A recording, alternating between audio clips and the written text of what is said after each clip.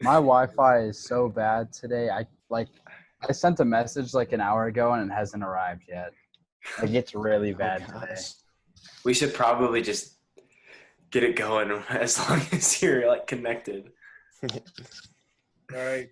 If that's what we've decided to do, then by all means, let us do it. Ladies and gentlemen, the Cargo Shorts Boys podcast. Cargo Shorts Boys Podcast. Fun! It's the Cargo Shorts Boys Podcast.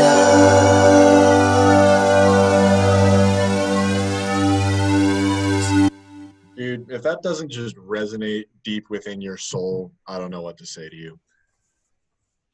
All right, here we go. Yeah. Welcome, friends, family, and brand people on the internet to the Cargo Shorts Boys podcast. Today is Tuesday, June 2nd, 2020. Happy Yell Fudge at the Cobras in North America Day.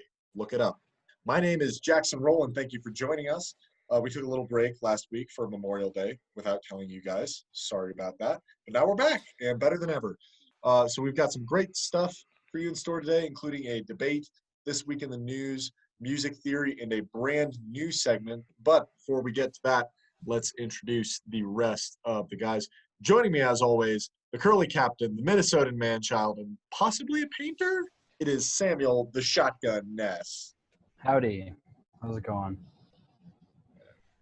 For those of you who are not watching on YouTube, Sam gave a nice salute before realizing that you guys wouldn't be able to see it. Yay. Right.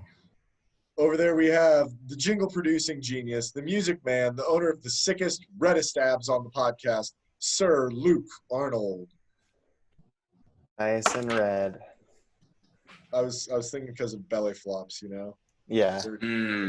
You're hitting it hard. Luke does love a good belly flop. I do. He sure does. Up next, there's our incredible editor, the guy who insists that the original Wagon Wheel song is better, a man with a That's shepherd's just heart facts. in a 5-year-old's hands, Joey Rasmussen, Esquire. Hello. Yeah, Old Crow Medicine Show's version of Wagon Wheel, the original version, the only one I'll listen to. Is objectively just way worse than Darius Rucker's version, but man, darned if Joey isn't going to stick by it till the end. That's just not true. All right. And finally, we've got Jack Casper. Sadly, Jack couldn't be here with us this week. This week, Jack began working as a freelance sea otter trainer. This has been a dream of Jack since he was a youth. When Jack was 5, he saw his first sea otter show at the Billings Zoo in Billings, Montana. And Jack was enraptured by the tricks. And ever since, he wanted to be companions with the famed Anhydra lutris. People have speculated that Jack just wanted a companion, and since otters tend to hold hands together, he figured that he could just join right in. But sources at the zoo where he's currently working tell us that the sea otters have been having problems. None of them will hold Jack's hand, and none of them will gently reassure him that it really is okay to cry at the ending of Toy Story 3. So this is just kind of leaving Jack rather betrayed by the sea otter population, and frankly, he feels left out. So rather than working on that relationship and spending quality time with them, he just dumped the entire bag of sea otter treats into the cage with them and left. Unfortunately, this didn't actually improve his relationship with sea otters. In fact, it just caused the otters to create a socioeconomic structure in which the otters with the most treats were most popular and wealthy. But the low class got fed up and started a communist revolution for equal distribution of treats.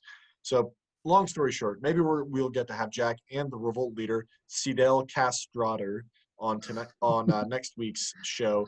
And our thoughts and prayers go out to the entire sea otter community during these troubling times. For real. Yeah, Right. Jack's in a rough spot this week. Yeah. Yeah. I was just going to say, props to Jack for getting communism off the ground, kind of the otter community. Dude, It's for a real. step in the right direction for that species. It's a bold move, man. Humans, it's kind of like a 50-50 on are we good with communism or not, but the otters seem to really like it. So I think hopefully it'll take off for them and it'll go really well. I think it could honestly open up communism to the whole animal kingdom, which could just be a game changer. I don't know, because I feel like that might interfere with the food chain, though. How do we equally distribute food? Because at some point, food is going to be like, how do the lions equally distribute the gazelles? And then that leads to slavery, which is not good. So, True. I don't know. I think on this podcast we fully condone communism. So I don't know. For me, I think it's a win-win. Yeah. Unless any of us get famous after this, in which case, don't listen to anything that we've ever said on this podcast and completely discount it all as a joke. Yes. I'm gonna just go out on a limb here and say I don't condone communism, but like, that's cool. Hey, don't get ahead of yourself. All right, whatever. All Look right, at Sam. Sam, the Ooh, golden look at boy, me. thinks communism isn't cool. Whatever. But you probably think capitalism is the way to go, don't you? Let me tell you, Samuel, there is no example of that ever working. Let me just I don't start a think business. I don't know what that means.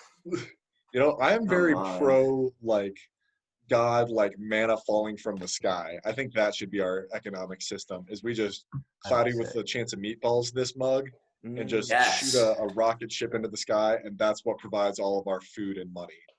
Because That'd be well, what else do you really need other than that? Yeah. I think you should honestly run for president on that basis, Yeah. or make your own political party. I think they call it trickle-down economics, but could be wrong. Yeah, 'Cause- I got spot on. Yeah, that's absolutely it. Jackson Roll, if you pray hard enough, God will bless our country with manna. You guys ever wonder what manna tasted like? Yeah, Chicken. it had to have tasted, probably, honestly. I feel like it definitely had to taste like chicken. No, it was Oh, probably dude. like really good because it came from heaven and from God. So that was probably So, like like, some nice. tasting. Chicken from heaven. Chick-fil-A. Yeah, God's chicken. I would be nervous about it though, because they were wandering in the desert, right? So you gotta catch that Chick-fil-A right out of the air. You can't let that fall on the ground because then there's gonna be sand all in it. Oh, that's Dude. true. I didn't even think about that. That would be, just imagine it. You just be like, all right, can't mess this up again, can't mess this up again. You just let it drop on the ground. It's gone for the day. Wow. Major You bummer. know, some of them tried to catch it in their mouths. Oof, Yeah. I They were would just sitting there. that'd be rough. Dude, I hate sand. It's coarse and rough and irritating. It's everywhere. It gets everywhere, man. Let me tell you. It gets everywhere. I kid You know what not. else? What? I watched that movie last night. You did? Yeah. Why? We're doing a little Star Wars marathon in the Arnold house, and Oh, there you go. Attack of the Clones was up. So Gotta love it. Wow. What a great film. As you can refer to our later podcast, or previous podcast, where we ranked all the Star Wars films. Yeah, I think that was that episode 4 or 5? I don't know. You guys can figure it It out. was Click the 4, descriptions. It'll be there. It'll be somewhere. Speaking of descriptions, it's time for This Week in the News. This week in the news. This Week in the News is our weekend update style segment about what's happening around the world, told in horrible jokes and pun form by me. All right. A man on an airplane was photographed attempting to reheat his pizza underneath the overhead light like this. As the man with an IQ of 12 once said, higher altitude, higher heat. Just, you're getting it closer to the sun, baby. Yeah, dude, today at work, so our friend Owen, he had his car parked, it was outside and it was really warm today. And so he brought a frozen pizza for lunch, and it was literally warm by the time for lunch. That was funny. True story. Renowned Lutheran High basketball coach, William Brandsma, Yes. he would take Hot Pockets in high school and he would cook Hot Pockets on the dash of his car before lunch. And so he'd go Hot Pockets on the dash, go into work in the summer, and then come out at lunch and have 2 Hot Pockets and be just good to go for the rest of the day. That's hype. awesome. Good stuff.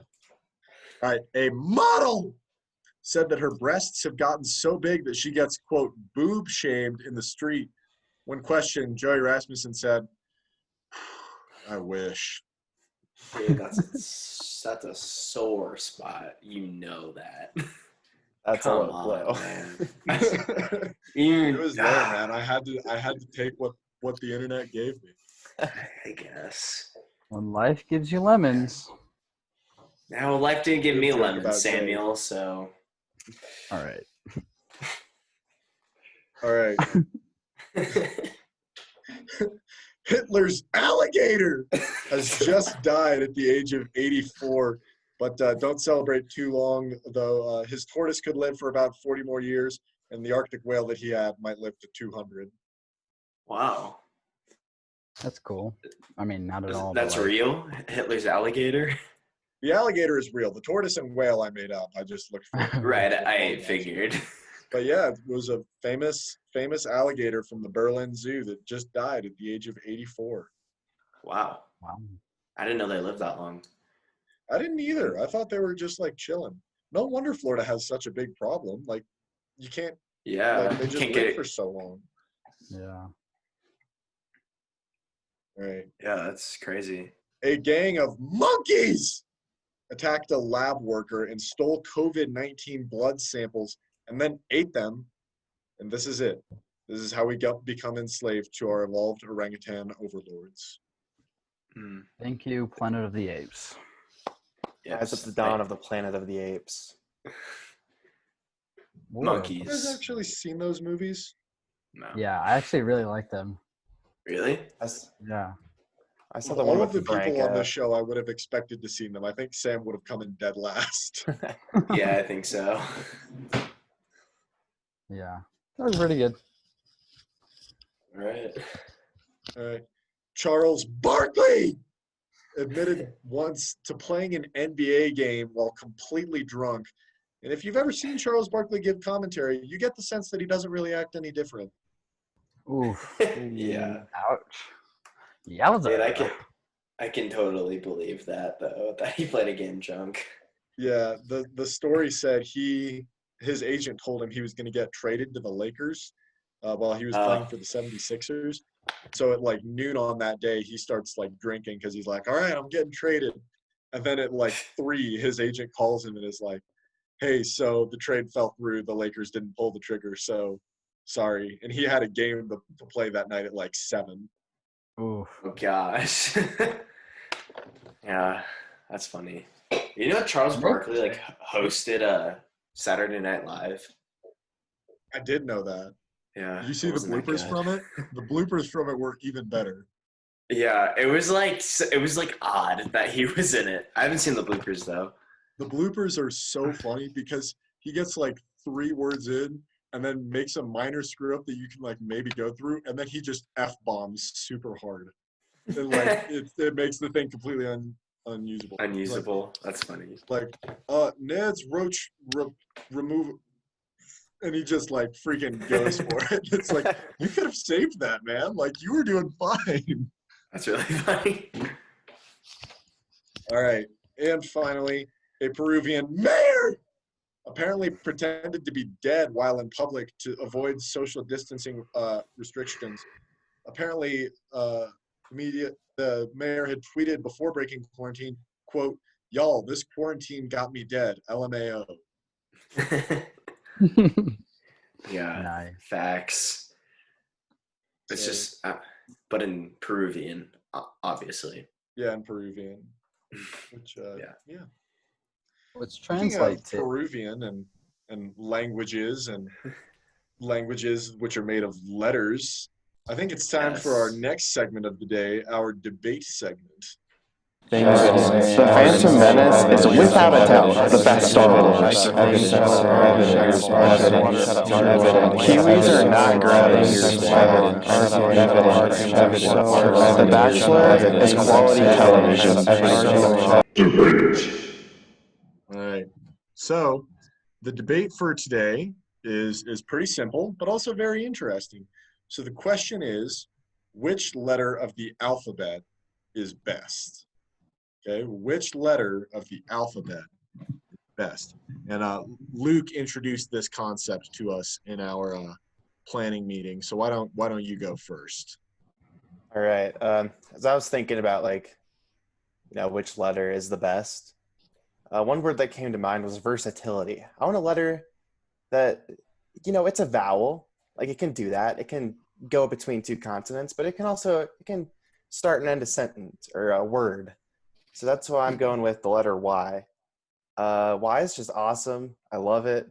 It looks like a little slingshot in its uppercase form. Its lowercase form, it kind of dips down. It kind of looks like a stick maybe or something. I don't know. And I also Like think a it's poorly constructed slingshot. yeah, exactly. Kind of like when you're 5 and you're on a hike, you pick up a stick and you're like, oh, this could be a slingshot, and then you pretend Exactly. yeah, and then you lose it in 5 minutes. And then also it looks really good in cursive. I provided a little example for you. Oh. Note for the audio, Luke has written a cursive letter Y on his hand.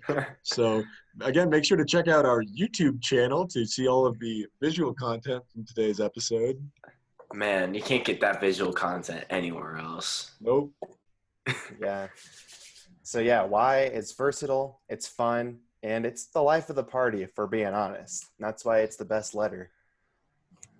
Alrighty. Joey, who is logically next on your screen to go? We can go with Jackson. You. Okay. Who would I will do it. So my letter is a little bit different. It's not nearly as versatile. This letter is used for very specific situations and in a very specific language. So it is the Spanish letter of R, which is the double R in Spanish. So there's a couple of reasons why you can use the double R. So the double R can take on many different moods. You can absolutely just scream it at someone and emphasize that R, and that's just a super aggressive power move. Like if you do something dumb in Spanish and I'm like, "Su es un perro," it's just bam. You just I'm getting you with that R's, right? And then it can also be like a more of a seductive thing of and so it's not crap, it got me going. So it's not like a universally used letter like Luke. I'll give Luke that. The Y is definitely kind of like a more versatile universal letter. But also I think in situations it's really good, and it's kind of a nice elite letter of hey, we're only the double R is only coming out in a few situations, but also when it comes out, it's got incredible bang for its buck, right? And so it's visually it's nothing special, but I think audibly the good old is just it's audio perfection, honestly. It's like Perry the Platypus. Yeah, it is similar to Perry the Platypus. I don't know why I didn't think of it. It really is. So yeah. That's my case for R. Nice. All right. Well, I guess logically, I'll go next. My letter is, I guess, the first English consonant brought to the table. I mean, I guess Y is technically, I don't know. Y is really versatile, as Luke said. It can be vowel and a consonant. So who even knows what it is, honestly? But my letter is, Samuel, you like this one, the letter S. And what I've noticed, what I see about the letter S is that it's a traveler. It can just go anywhere. Think about the name Sven. You can't usually put an S and a V together, or you can put an S and a V together, but you're not going to put a dumb letter like B and a V together, like Beven, come on. It just doesn't flow. And that's what I also like about S, how it just flows. Okay, but counterpoint, Bjorn. BJ, really random, I feel like S, maybe not as strong as you think in that sense. What I also like about S is just how it flows when you write it. For the audio, for the YouTube, yeah. Just kind of flows. I don't know. It's something about it. And yeah, I don't know. I think it's just the best letter. Flows, goes with letters you wouldn't think it would go with. And sure, maybe other letters can do that too, but I think S, it works the best with it. Sven, Sabaro. I don't know if I said that right, but no, you crushed that. Yeah, that's my view. And yeah. All right. That leaves us with Samuel. Samuel, what letter are you going to bring into consideration for the best letter of the alphabet? Well, I'm glad I went last because best for last, obviously. And speaking of last, I went with the last letter of the alphabet, which is Z. Zip, Zang, Zuit Mama. That's right. I went with Z. It says in the Bible, the last shall be first and the first shall be last. So that's why Z is going to win. Z is also the first and the last letter of Zorba's, the best pizza place in the world. And it also looks like lightning, which is pretty cool. It flows pretty well. It's like a pivot in basketball because that's a cool sport. And it also looks good in cursive. And it's like the coolest letter to sign in sign language because you get to use your pinky and do that. So that's why I think best letter, and I use biblical stuff to back it up. So Z is definitely the best letter. All right. The Jesus card was a nice play on. So I think do we go like tourney style, and do we try to figure out collectively which is the best of put them head to head? I think we could do that. We could also go around the circle and object and tell each other why each person is objectively wrong and why we hate their decision. That's also an option. Okay. Joey, first of all, I hate you. You got a dumb face, but that was a good idea. Okay. So we're going to go with that. All right. Joey, I already brought up the just absolute ludicrous idiocy of your thing of like, well, this can be anywhere. Well, yeah, I remember. Yeah, you used a horrible example, and I immediately just threw Bjorn back in your face. And you know what? Nothing, right? And then, Sam, your cursive Z just looks like a Y with an extra step. That's not helpful. All right. That's just, if anything, contributing to Luke's. In Luke, yours is so confusing. It's like it doesn't know what it wants to be. It's like I'm trying to think of other things that I don't know what they should be. Okay, perfect. I got my example while I was thinking this through out loud. Downstairs on my deck, there's this swing bed thing. Is it a swing? Is it a bed? I don't know. It confuses me, and I hate it because it's right. I don't want it to be a consonant and a vowel. That doesn't make any sense to me. All right. So basically, I can just refute all of those. Knows its place, right? It just knows exactly where it needs to be. It plays its role there, and it just goes hard, right? You know exactly how it looks when you read it. It's just two R's, right? That's all you have to do is be reading Spanish. You see that double R, it's so simple. And like, it's defined, it's clear, it knows its place, and it's really just the best letter, whereas all of your letters just suck and they're terrible. Well, all right. To disagree, the double R's really is a sensitive subject for a lot of people.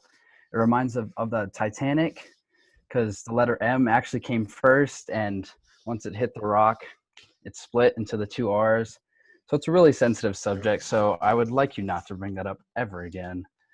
And it's not one letter, it's two letters. It's not strong enough to be on its own. It has to have two of them to make one strength. Look up the and the Y, I mean, slingshots are cool, but I'm sure it is, but I don't have time because I'm just basking in my glory with the Z's over here.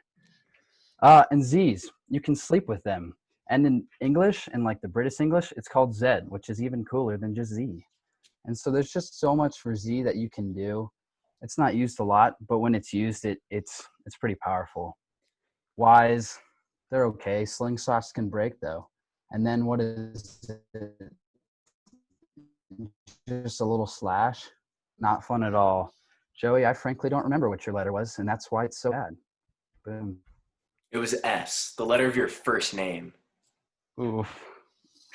Yeah, well, yeah, walking and forwards. Two of the letters in your last name. That's right.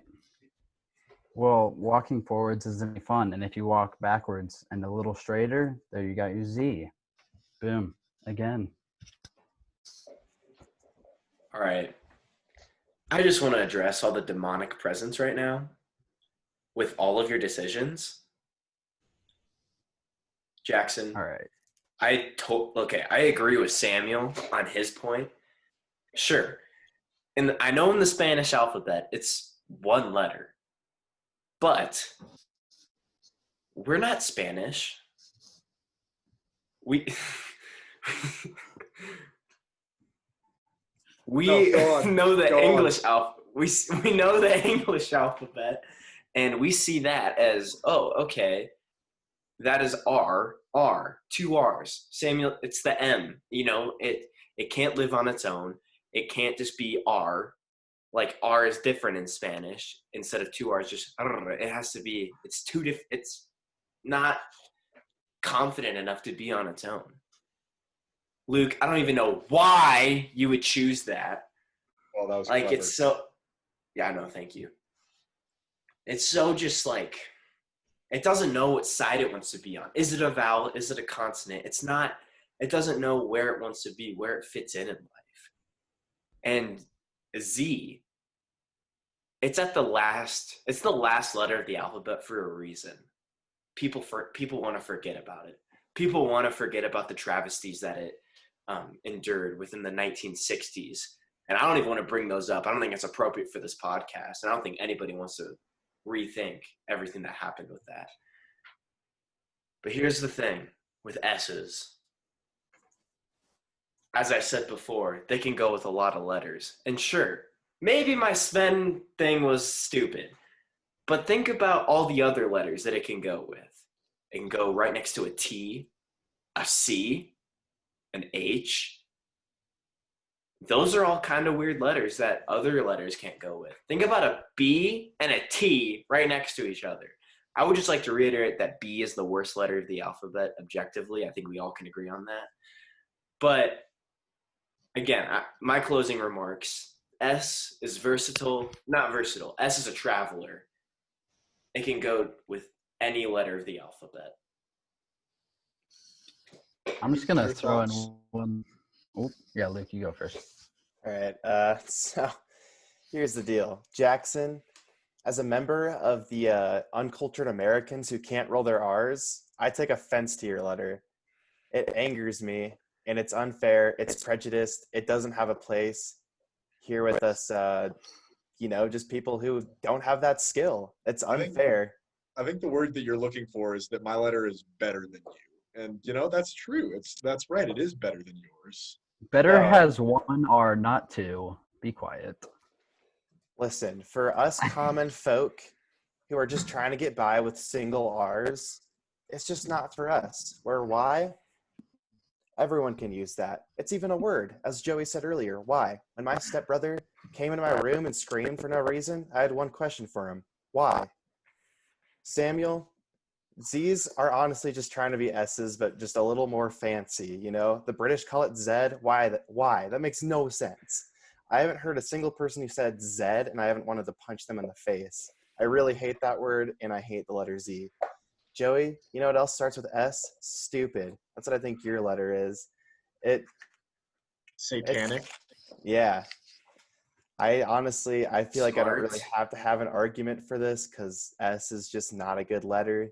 No one really likes it. Looks like a snake. Snakes are scary. That's all I got. I'm just gonna say one thing real quick here. If you use the Z when you're playing Scrabble, you get like a lot of points. So I'm just gonna put a pin in that. Just leave it right there. Z's are worth a lot of Scrabble points, but you have to deal with the emotional shame of being the guy who played Z in Scrabble and watching just all of your friends and peers laugh and point and mock at you because you were the guy who decided to be so cool that they were going to use the Z, The double R, if you play a Spanish word in Scrabble, that is such a power move, right? Like if you pull out like anybody can play car in Scrabble, but if you pull out carro, that's it, baby. Like you get so much more respect and also 2 more points. So, Yeah, it's okay. Yeah. I'm just gonna say I Derek Carr play is, English Scrabble. yeah.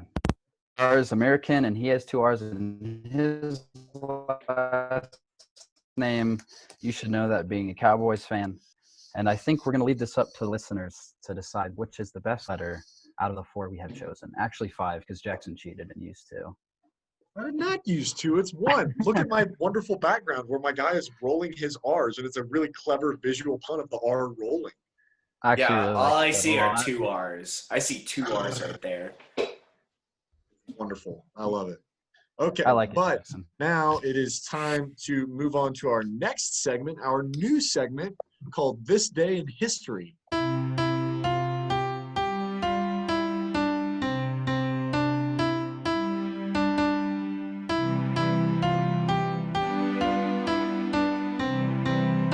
Welcome to This Day in History, or whatever name we decided on. I honestly don't know. Yeah, so I had this big ambitious idea. We were gonna like travel through the different genres of music throughout time, but turns out I know like 2, like rock and Beethoven. So this, or whoever wrote that, Ode to Joy. Yeah, probably Beethoven. I think. So yeah, that. All right, that is a that's only about a third of that jingle, just so you guys know. Luke, can they find the rest of your jingle on SoundCloud? I can put it up on SoundCloud. Dude, throw it up as a single, and we will plug Luke's SoundCloud at the end. But Yes. this is a really simple segment. I'm sure you guys have heard of concepts like this before, but it's kind of a spin-off of This Week in News called This Day in History. And the concept is simple. We're just going to talk about stuff that happened today in history. And if it's interesting, we'll talk about it for a long time. And if it's not, then we won't talk about it for a long time. And then we'll move on to our final segment today. All right. Before we actually get started with this day in history, I just want to bring up that I am so thankful that we can have intellectual debates on this podcast that are emotionless, knowledge-based. Like I am just so thankful for that platform that we get to share and have with each other. Objectivity is super important. Mm-hmm. All right. Anyway. Now that you've completely distracted us from this current segment that we're doing, way to go, Joey. Yeah. We've got This Day in History. All right, so today we'll just roll through a couple of these. 1731, Martha Washington, the American wife of George Washington, the first lady of the United States, is born. If she was born 7 years later, I'd care. 1738. A. Yeah. I'm like, hey, what's up? Hello. That's what her parents would have been like when she was born. And probably what George said when he met her. It's also the way that Vaughn from Community would greet someone. Yeah. Hey, hello. What's up? Yeah, only Luke got that reference, but trust me, it was a good one. It was.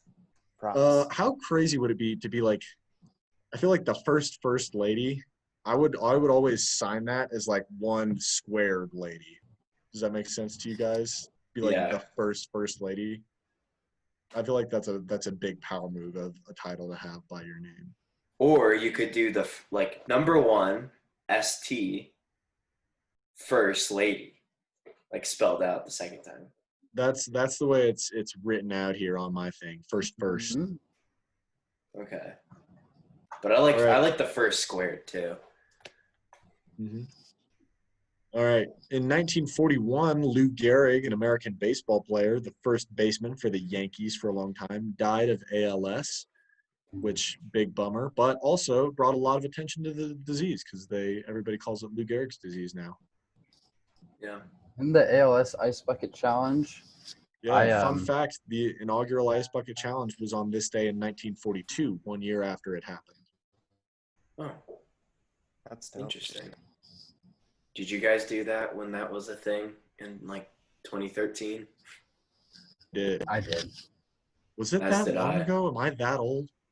I think so. It's just like middle school. Gum. That's crazy. Yeah. My favorite thing is that we all just like did it, but like didn't actually do anything about it. No. Yeah, the whole point is to like donate to like raise like research and awareness for ALS, and like literally nobody did that. Yeah. Well, I feel like if you were famous, you did it, but all of the people who weren't famous, Yeah, like This will be us. We fun. did. yeah, It's like, yeah, let's just dump a bucket of ice on our heads and Yeah, get our friends to do it. yeah. 7th grade Jackson was not donating to charity. Yeah. This is an interesting one. On this day in 1919, physicist Albert Einstein married his cousin, Elsa Lowenthal. Nice. True love. That's gross. It is. Yeah.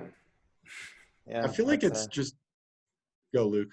I no comment, honestly. That's Like, I feel like people will take that in the worst possible way. All right. In 1835, P.T. Barnum and his circus began their first tour of the United States. that's awesome. Shout dude. out Zac Efron. Yes. And Hugh Jackman. Mhm. Yes. Dude, what was an in P.T. incredible Barnum. movie. Yeah, It's a Greatest good one. Showman. Great songs. Terrific. Maybe the greatest. It was the greatest show, man. They should make a sequel about when P.T. Barnum dies, and it's just it's just Zac Efron, and it would be called An Above Average Showman. Yeah. I would Like, definitely. that's great. But, No, I would 100% watch that movie. yeah, it's Zac Efron singing. Of course I'd watch it. Oh, you know Maybe- it, baby. Maybe Jason Hill makes his way into there somehow. I don't know. I'm just spitballing. I don't know. Guys, if you want to start a Kickstarter for An Above Average Showman, we've got Luke as the casting director, so just hit us up, you know. Yes. Right. In 1928, Velveeta cheese was created by Kraft. Yes. Awesome. Great year. Is super trashy, but it makes excellent queso. Yes. It makes sense that it's made by Kraft, now that I know that. It really does, doesn't it? Yeah. It was crafted by them. By Dad. the Patriots guy. Yeah. You know, I think of Kraft like pretty much exclusively in terms of mac and cheese. Yeah, if you're getting Kraft like for your sandwiches, like the squares, like Oh yeah, that's gross. you're just doing something wrong. You've made a lot of bad life choices to have come to that point in your life. That's fair. No offense to anyone. All right. In 1980, that's the thing that we're going to say no offense about over this entire podcast. That's the one we chose. Yeah. You know what? We're rolling with it. We are unapologetic for everything else except the Velveeta thing. Yeah, my bad. That was really insensitive. I'm so sorry. All right. In 1984, "Wake Me Up Before You Go" by Wham hits #1 on the UK singles charts. Written and produced by George Michael. Yes. The George Michael from Arrested Development. That's Yeah, the did you one. just say Michael George Cera. Michael Blues? Nice. I feel like if Alright. George Michael Bluth sang that song, it would be I'll make it be way better. Dude, if it was Michael Cera in the music video for that song, I would never stop watching it. That would be amazing. Always money in the banana stand. What is Always. Michael Cera doing now? I feel like I haven't seen him in anything since, like, I don't know, Like Superbad. super bad. Yeah. Probably pirating. He was in I guess that was around the same time. The like one about the end of the world. That like wasn't that good, but like everyone was in it.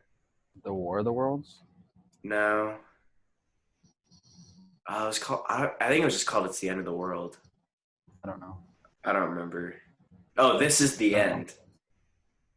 I've He never has not been in a lot of stuff though. All right, and so now for the final one, in 1935 on this day, Babe Ruth announces his retirement as a player. Dang. Just imagine, man, if he could be playing today if he didn't retire. Could be He could, crazy. He still had it.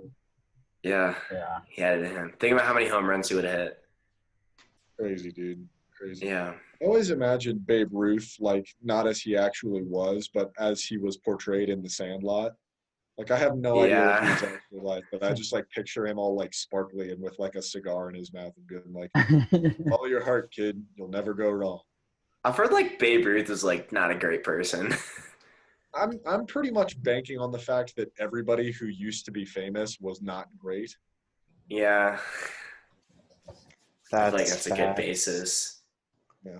All right. So Also, keep going, Luke. side note, I said Jason Hill was the most common like name I could think of, thinking maybe there'd be a little known actor, but there's not. There's like a professor at DePaul University, so Okay. might Good. be I dropped the ball on that one. I was feeling. Yeah, I weird was about wondering. it. I was like, who I is was that? like, who's Jason Hill? I think I thought maybe he'd be in like an Australian sitcom recurring guest or something, but I was wrong. What about Jonah Hill? Yeah, that would be a good cast. actually, I Yeah. think you were thinking of Dan Smith, who went to BYU. Heyo. All right. Now, just as Babe Ruth retired on this day, we are going to retire from this segment and move into the next segment, music theory. Music theory, music theory, music theory, music theory, music theory, music theory, music theory, music theory, music theory. Oh, because it's like music theory, that's already a thing. And it's our theory about the music. Oh my gosh, that's clever. Who thought of that? Nuts, man. Still can't believe that somebody came up with that. That's brilliant. Absolutely insane. Oh my All right. gosh. So Probably our final tears. segment of the day is the music theory. The subject of today's music theory is Justin Bieber. Justin is a rising star known for his unique mashup of death metal screaming and easy listening chorus orchestral background. In early 2020, Bieber released a song entitled Yummy. The lyrics may seem like nonsense to an untrained ear, but in this segment, each guy is going to offer a music theory about the lyrics of the song. And at the end, we'll vote on which one we think is right, maybe. Or we'll just kind of help each other work on our music theories and flesh them out. All right? Yes. So, Luke, you're the only one who I don't think has ever That's right. decided the order of something. So you decide who goes first. Let's go Sam first. All I'll right. work backwards on my screen. All right. No Sam. way. Alrighty. So I was actually doing a lot of research the past couple of days, and I was just looking up stuff about that has happened to give inspiration to this song. And I actually found that a couple years prior to this, there was actually a giant party, a fruit party, and it consisted of the Wiggles, I'm there already. Harry Styles, and Justin Bieber. Yeah, it happened actually. Wow. The pictures That are is pretty cool. that is an awesome party. Yeah, it's a sick party. So basically, there was this fruit salad, and it was pretty yummy. And so the Wiggles actually wrote this song, "Fruit Salad, Yummy Yummy," like when it first happened. But a lot of people have forgotten about the song, this gem that has been forgotten by history. And so in Justin Bieber's song, it actually says yummy or a version of yummy 48 times, which is indication of how many different kinds of fruit there were in the fruit salad. There were 48 kinds of fruit salad, but it just wasn't sugary enough or sweet enough. So that's when Harry Styles used his watermelon sugar to put it on top. And it was just a great song. And yeah, it tasted like strawberries on a summer evening. And they all loved it so much that they just ate all this stuff. And in Justin Bieber's song, it says, "It makes his toes curl, yeah, yeah." That referring to the Wiggles, because feeling of the toes. This is all factual, just to back it up. But yeah, and it was super yummy. And just to bring light to the Wiggles again, Justin Bieber made the song and called it Yummy. And so he didn't want to take all the fame from the Wiggles when they said yummy, yummy. So he just used one yummy because to relate to the youth, you know what I mean? But yeah, it was just a great party and many types of fruit, watermelon sugar, Tasted great. Very yummy. Yummy, yum. That yummy, yummy, yum. Thank you. Wow, that was really great. So in your theory, there's a chronological, it's one story of fruit salad is the beginning of the story, and then yummy is the middle, and watermelon sugar is like the resolution. Yeah, that works. That's a good theory. I like that one. Yeah, I like that too. Makes a All lot right, of Luke, sense. who's up next? You are Jackson. Okay, I'm up next. So my theory about yummy. Okay, let me paint a picture for you guys visually. Right, you're about to play in the playoff basketball game in sixth grade, right? So you need to fuel your body, right? You got to get that yummy, right? You got to get it, and you got to eat that stuff, and that's going to hype you up, and it's going to get you ready to go. All right. So Justin Bieber is talking about a time here when he just got exactly what he needed out of a meal, and it got him amped, and it got him ready to go, and he was ready to go out and crush that basketball tournament that he was playing in. So basically, here's what happens, right? Yeah, you got that yummy yum, right? So he's talking to you, right? This is a person that he's referencing.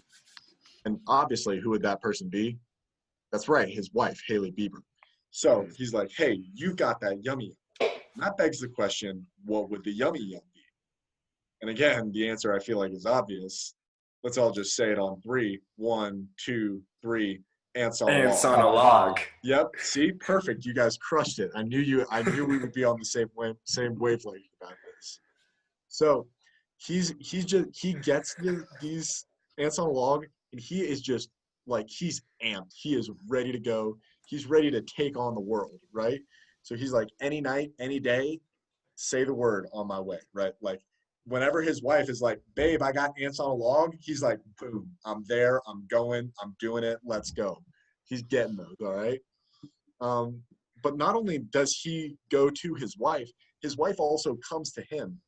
So he says, like, you ain't in no stable, no, you stay on the run. And so that's not like, hey, you're a great wife, you're not making me get those snacks. Sometimes you're going to be that stallion, you're going to run, you're going to bring me those snacks. Like, that's awesome. Not in like a misogynistic, like, bring me those snacks. It's like a high five to her of like, hey, you brought me those snacks, way to go. You know what I'm saying? And then so finally he's got all of his stuff he's doing, right? Like, he's amped because of those ants on a log. He's ready to go. He's apparently, according to the song, spent 100 racks, lit a match, get litty babe, watched the sunset, and just done lots of stuff. But then something bad happens, right? Justin says he's lost control of himself and he's compromised, right? And that leads into another lyric of the song, which is the one that Sam talked about the toes curling, right? And so, as any cinephile will know, in the acclaimed Christmas hit Die Hard, Bruce Willis's character, John, forget his last name, curls his toes to relax himself after he gets off the plane, of the advice of a stranger. So that's kind of the storyline of Yummy from my perspective, is Justin's wife brings him ants on a log. He gets hyped. He spends 100 racks. He jet sets. He watches the sunset. He's chilling. He's doing all of his stuff, right? Then he realizes, whoa, I've lost control. I've gotten compromised. And he relaxes. He curls those toes. Everything. So yeah, that is my music theory. I like that. That's I very like that a believable. lot too. Yeah. And I've actually heard that ants on a log are one of Hailey Bieber's like top recipes. Yeah, it's pretty fantastic. I wish I knew them personally so I could have some. Going back to the like 6th grade basketball playoff game, I have heard like LeBron James, Giannis, Steph Curry, Steve Kerr, like Marc Gasol. Marc Gasol. They all eat ants on a log before their big games. Like, it is proven that it improves your basketball game. And Justin just wants to go back to those times where he was a baller in 6th grade, and he's just like, Haley, you know what time it is. I just want to hoop, eat my ants on a log, write a fire song. Dude, I'm with you, man. That's my interpretation of the lyrics. Yeah. It's good. All right, Joey or Joey or Luke, who's next? I can go. All right, send it, Okay. Luke. So I was kind of looking at the lyrics here. One line really stuck out to me. I don't know why, but I just kept coming back to it. It's "I'm elated that you are my lady." That's such like an interesting word to use. You don't hear that a lot today. So I did some research. It turns out that elated, if you do a quick Google search, the Latin root is the word effer. Probably just butchered that pronunciation. It's EFFERRE. Yeah, okay. So Okay, then hold. Time. Wait, no. Did you catch that in there? Did you catch the way you spelled that? Yeah, but see, it's of Latin descent, so it's actually not the same thing. Oh, shut up. Dang. Continue, Luke. Okay, so I did a little more research, right? So it turns out one of the definitions is to be figuratively puffed up. So I did some more research there, and then I got a word that I just kept coming back to again. That word being tervota, which is a Finnish word. I'm not going to spell that one. That's too time consuming. Kind of, means the same thing, puffed up, swelled up. That brought me to another Finnish word, turpoeminen, which then brought me to the English word bulk. Now I know I was onto something, right? So I did another Google search for the word bulk. And then what did I get? Amazon. Items in bulk. That's where you go to get items. Either that or Costco. But for the sake of the argument, Amazon. So I did another quick Google search of Amazon to get the Amazon rainforest. And I found that a poison dart frog is one of the species that's native to the Amazon, maybe not native, but it lives there in the Amazon rainforest. And another quick Google search brought me to the poison dart frog. And then what website was it? The Smithsonian. Smithsonian equals Night at the Museum. This song is a love song to the hit movie Night at the Museum, starring Ben Stiller. Dude, I'm there, man. I am with you. That makes total sense. I don't know how you could draw any other conclusions, honestly. I am 100% with you there. I personally, I'm more of a fan of Night at the Museum 2, Battle of the Smithsonian. But the OG, I've got to have respect for that. I think it's more of like to the series as a whole. Oh, okay. I like that. Yeah. So not specifically the first one, just like all the characters, the tiki statue that chews on bubble gum, the whole cast, really. So good. Absolutely. Teddy Roosevelt. Teddy Roosevelt. Pocahontas. Dexter, General Custer is in the second one. Amelia Earhart. The caveman Yeah. guy. Octopus. Caveman, Octopus, the Pharaoh dude, Oh, Pharaoh dude's Jedediah. evil brother. Wow. What a great series. Justin Bieber is a man of culture, as we have just discovered, throughout this discussion. Yeah. Wow. He really is. All right, Joey, that leaves only you. Hit me with your music theory. Yeah. So, it's obviously been a busy weekend. I've just been holed up in the library just trying to dissect this thing, trying to figure out Justin Bieber and who he really is in this song. And, I'm sitting at the library reading extensive biographies and autobiographies on Justin Bieber. And there's two things that just keep coming up in all of these books. His love for racehorses and his love for Little Debbie snack cakes. When he was little, after his basketball practices, because we all know he was a hooper, he would go to the stables in his nearby town where the horses were. And, he'd just ride for hours and hours. And, even though he's not doing any of the work, it just gets, it gets a little tiring. So his mom would always bring a little Debbie snack cake for him to just eat and, just get fueled up after riding the horses. And this has stuck with him for years. And you see in this, the one line that we've talked about it a couple times, where he says, bona fide stallion, you ain't in no stable, no, you stay on the run. This is, obviously it's about, his wife, Hailey Bieber, but, he's relating her kind of to a horse because of his background. And I just think that Hailey Bieber just knows Justin so well and knows that he loves Little Debbie snack cakes and he can't live without them. And that's why, that's the yummy yum. And I think, it can mean a lot of things.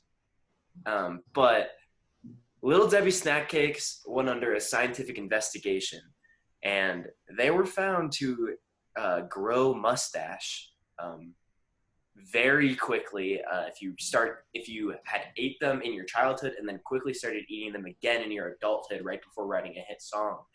And as we can see, Justin Bieber's had a mustache for a while, and I think he shaved it, but he had a mustache right when the song came out. Obviously, Little Debbie snack cakes and his love for racehorses. No, I'm not a big Little Debbie snack cake guy. Really? Yeah, I always get them confused with ordinary baked potatoes. That's honestly a really common occurrence. I'll just be eating a Little Debbie snack cake, and I'll just be not looking at it. I'll just be like, am I eating a baked potato right now? It's tough, dude. It's really tough. Yeah. Okay, so whose mustache game is stronger, Luke's or Justin Bieber's? Because I feel like that's a pretty even match. Yeah. I think I'm going to have to go with Luke. I will too. Yeah, it's just so impressive because JB, he's 16, but how old is he now? I don't We're know. going to need to 16, say that doesn't one matter. more time. Luke just has a better mustache. I don't know how old he is, but Luke just has a better mustache. Justin Bieber's always 16. He doesn't change. Yeah, he's immortal. Yeah. But yeah, I'm going to have to go with Luke too. I enjoy it more. Same. I think I agree, honestly. I think Luke, I feel like on Justin it just looks creepy. And I feel like on Luke it's like, hey, you're doing your best, kiddo. Yeah. All right. I think, guys, that's it for today's show. That the time flies when you're having fun discussing music theories. It really does. Right. All right. Yeah. So just a couple of final reminders for you guys before we head out. Remember to subscribe to us on whatever medium you listen to, whether that's Apple Podcasts, Spotify, or any other podcast app. You can check out our YouTube channel to see any visual content you may have missed from today's episode. And remember to subscribe on YouTube. Our Instagram account is up and running, so please follow us at Cargo Shorts Boys. Also, our very own Luke Arnold, we kind of mentioned this earlier, now has a SoundCloud account. So if you want to hear any of our jingles, as well as some other awesome Luke Arnold original songs, click on the link in the description of the podcast. It's a great, fun album to listen to that he's just put out. What's it called? Quarantine something? It's the Luke Arnold Quarantine Collection. And it's bangers, every last one of them. Phenomenal. Go give it a listen. If you want to reach out to us about who has the best letter, then you can call us, DM us on Instagram, or as always, email us at thecargoshortsboys@gmail.com. Guys, thank you so much for listening. This was an awesome, awesome week. Until next time, we are the Cargo Shorts Boys, and stay classy, Internet. Cargo Shorts Boys Podcast. Fun! It's the Cargo Shorts Boys Podcast.